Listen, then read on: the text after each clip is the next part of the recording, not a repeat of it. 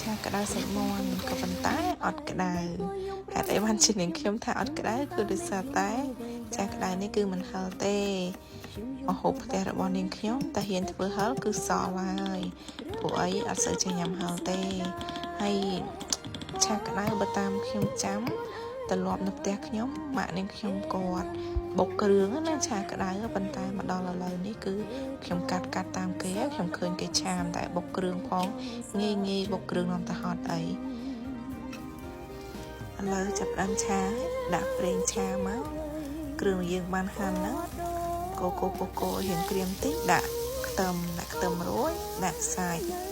លីងសាច់ឲ្យរៀងស្ងួតបន្តិចបានចាប់ដើមដាក់គ្រឿងរបស់យើងចូលគ្រឿងអត់មានអីទេបងប្អូនយើងស្រឡាញ់រសជាតិបែបណាដាក់រសជាតិបែបហ្នឹងទៅនាងខ្ញុំនេះឡើងតែដាក់អំបិលប៊ីចេងទឹកត្រីម្សៅស៊ុបភ្លេចដាក់ប៊ីភ្លេចដាក់ស្ករដល់ពេលទៅនឹកឃើញដាក់ស្ករក្រហមភ័យថាសាច់ហ្នឹងវាចាប់ជាតិប្រៃបាត់ទៅហើយប៉ុន្តែពេលភ្លក់មើលទៅរសជាតិល្មមអត់អីដែរឆ្ងាញ់មួយយ៉ាងដែរទៅ